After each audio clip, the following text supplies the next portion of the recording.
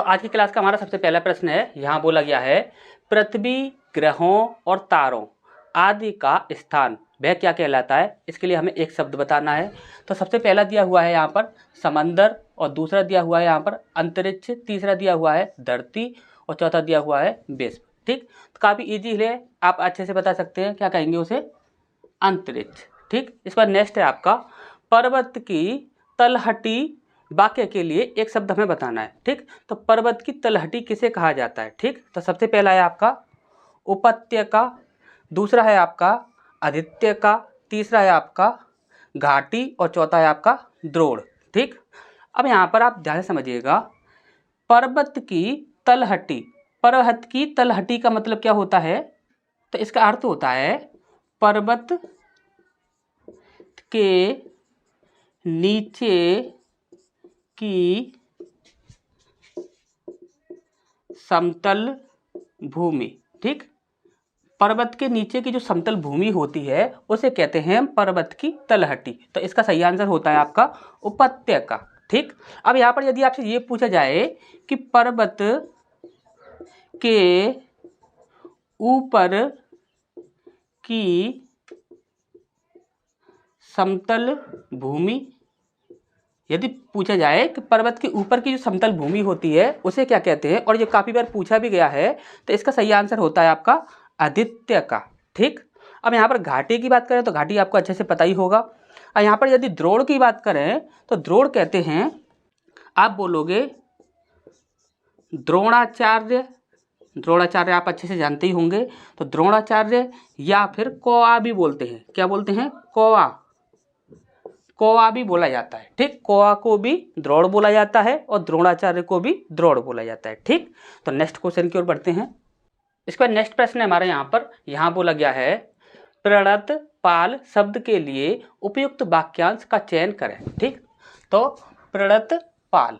ठीक, तो यहाँ पर सबसे पहला है आपका जो किसी के प्राणों की रक्षा करे, दूसरा है आपका जो शीघ्रता से चलता हो, तीसरा है आपका जिसमें दया भाव ना हो, और चौथा है आपका शरणागत की रक्षा करने वाला। ठीक, तो इसका जो सही आंसर होता है वो होता है शरणागत की रक्षा करने वाला। अब इसका अर्थ क्या होता है? तो देखिए, शरणागत का अर्थ होता है जो शरण में आया है। जैसे कि यहाँ पर ए एक व्यक्ति है और यहाँ पर एक बी व्यक्ति है। ए व्यक्ति जो है उसे बी व्यक्ति के पास गया, उससे बोला कि तुम मेरी रक्षा करो, यानी कि इसे कोई भी परेशानी हो तो ये इससे हेल्प मांगने गया। अब ये इसकी यदि हेल्प करता है तो यही कहलाएगा आपका प्रणत पाल। ठीक, तो अच्छे से समझ आ गया होगा आपको। इस पर नेक्स्ट देखते हैं, यहाँ पर दिया गया है जो मुश्किल से प्राप्त हो, जो मुश्किल से प्राप्त हो उसे हम क्या कहेंगे? तो सबसे पहला है आपका अलभ्य, दूसरा है आपका सुलभ्य, तीसरा है आपका दुर्लभ और चौथा है आपका अलंघ्य। ठीक, तो इसका जो सही आंसर होता है वो होता है आपका दुर्लभ।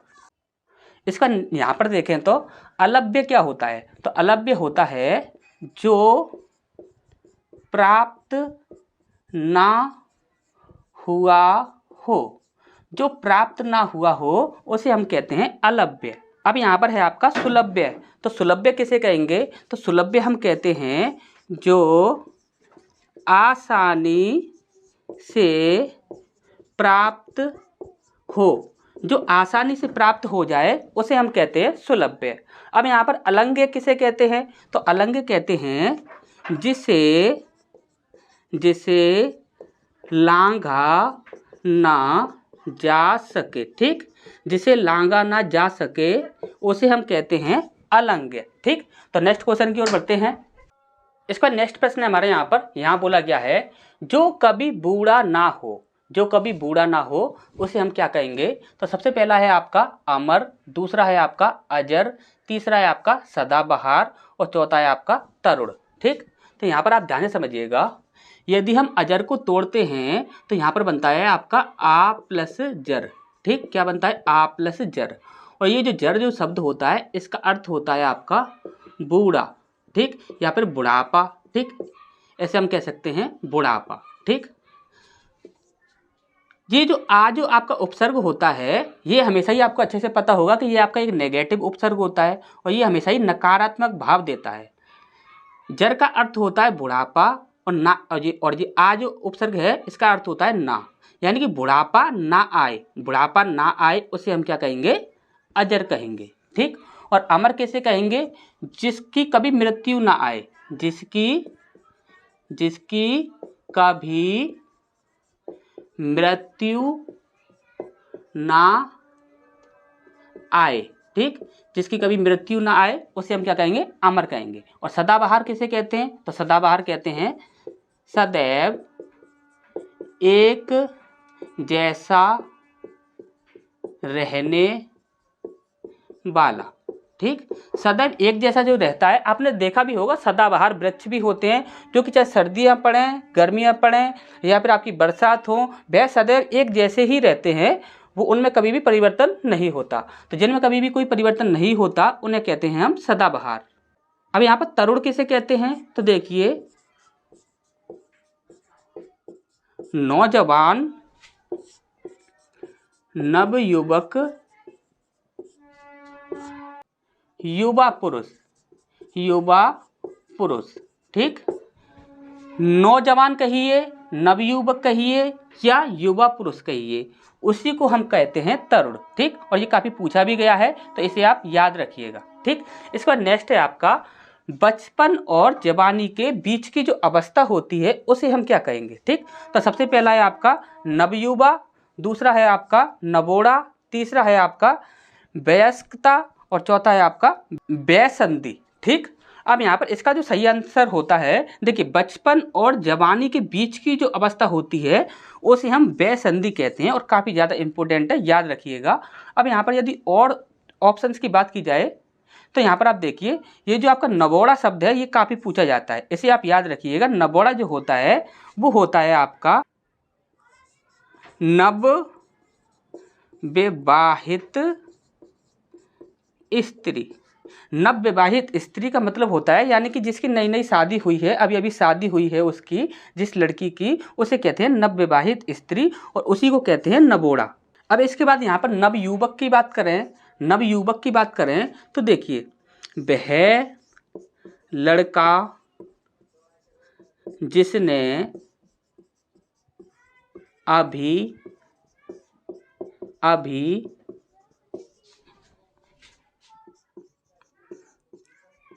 किशोरावस्था पार की हो, जिसने अभी अभी किशोरावस्था पार की हो जिस लड़के ने, उसे हम कहते हैं नवयुवक। अब किशोरावस्था क्या होता है तो ये चीज़ आपको अच्छे से पता होना चाहिए। आप अंग्रेजी में क्या कहते हो, टीन एज, क्या कहते हो, टीन एज। जो टीन एज जो होती है उसी को कहते हैं हम किशोरावस्था। ठीक, इसके बाद यदि वयस्कता की बात की जाए तो वयस्कता कहते हैं जिसका पूर्ण विकास हो गया हो। क्या, जिसका पूर्ण विकास हो गया हो, जिसका पूर्ण विकास हो गया हो उसे हम कहते हैं वयस्कता। ठीक, तो नेक्स्ट क्वेश्चन की ओर बढ़ते हैं।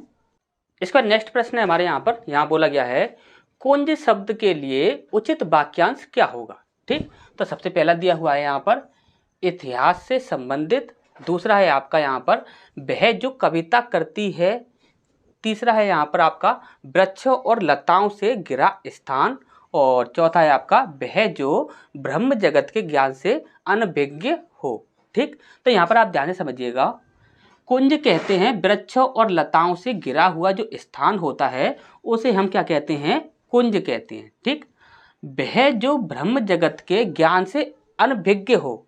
अब इसके लिए हम यदि और कोई दूसरा शब्द बनाना चाहें, सॉरी दूसरा वाक्य बनाना चाहें तो वो हम क्या बनाएंगे, तो हम बनाएंगे कुएं का मेढक। क्या बोलेंगे, कुएं का मेढक। और कुएं का मेढक किसे कहते हैं, तो वो कहते हैं हम कूप मंडूक। क्या, कूप मंडूक। कूप मंडूक जो कहा जाता है वह कहा जाता है कुएं के मेढक को, या फिर आप ये भी कह सकते हो जो वह जो ब्रह्म जगत के ज्ञान से अनभिज्ञ हो। ठीक, अब इसका नेक्स्ट देखें तो इतिहास से संबंधित जो होगा उसे हम क्या कहेंगे, सॉरी ऐतिहासिक। क्या, ऐतिहासिक। और इसके बाद है आपका वह जो कविता करती है उसे क्या कहेंगे हम, उसे कहेंगे हम कवयित्री। क्या कहेंगे हम? कवयित्री। ठीक, याद रखिएगा। इसके बाद नेक्स्ट है हमारा रात में विचरण करने वाला। रात में जो विचरण करता है उसे हम क्या कहेंगे? तो सबसे पहला है आपका निशाकर, दूसरा है आपका वनचर, तीसरा है आपका तमचोर और चौथा है आपका निशाचर। ठीक, निशा का मतलब होता है रात्रि और निशाचर का मतलब रात्रि में विचरण करने वाला, तो ये क्या हो जाएगा आपका निशाचर। ठीक, अब यहाँ पर हम बात करें तमचोर कौन होता है? हम तमचोर को तमचुर भी कहते हैं। क्या कहते हैं? तमचुर, और इसका अर्थ होता है मुर्गा। क्या होता है? मुर्गा। ठीक, अब यहाँ पर वनचर की बात की जाए तो वनचर कहते हैं वन में चरने वाला। ठीक, वन में चरने वाला यानी जंगल में जो चरते हैं जो जंगली जानवर, वो क्या हो जाएगा आपका वनचर। अब निशाचर बोले हैं तो निशाचर किसे कहते हैं? तो निशा मतलब रात्रि, यानी कि इसे कैसे कहेंगे? चंद्रमा। किसे कहेंगे? चंद्रमा। याद रखिएगा, निशाचर जो कहा जाता है चंद्रमा को कहा जाता है। ठीक, तो नेक्स्ट क्वेश्चन की ओर बढ़ते हैं। इसका नेक्स्ट प्रश्न हमारे यहाँ बोला गया है जिसकी आशा की गई हो। जिसकी आशा की गई हो उसे हम क्या कहेंगे? ठीक, तो सबसे पहला है आपका प्रति आशा, दूसरा है आपका और तीसरा है आपका आशातीत और चौथा है आपका अप्रति आशा। ठीक, तो यहाँ पर आप ध्यान से समझिएगा, अप्रत्याशित जो कहते हैं वो कहते हैं जिसकी आशा ना की गई हो। क्या? जिसकी आशा ना की गई हो। और आशातीत किसे कहते हैं? तो आशातीत कहते हैं जिसकी आशा की गई हो। की गई हो। ठीक, जिसकी आशा की गई हो उसे हम कहते हैं आशातीत, और जिसकी आशा ना की गई हो उसे हम कहते हैं अप्रत्याशित। ठीक, इसके बाद यहाँ पर है विवेक ने श्रेष्ठ कुल में जन्म लिया है। अब इस वाक्यांश के में क्या है? तो यहाँ पर देखिए श्रेष्ठ कुल जो होता है, श्रेष्ठ कुल में जन्म लेना, श्रेष्ठ कुल जो होता है उसमें जन्म लेना, इसके लिए हमें एक शब्द बताना है। ठीक, तो यहाँ पर सबसे पहला है आपका समकालीन, दूसरा है आपका कुलीन, तीसरा है आपका कल श्रेष्ठ और चौथा है आपका कुलभूषण। ठीक, तो यहाँ पर इसका जो सही आंसर होता है जो अच्छे कुल में जन्म लेता है उसे हम क्या कहते हैं? कुलीन कहते हैं।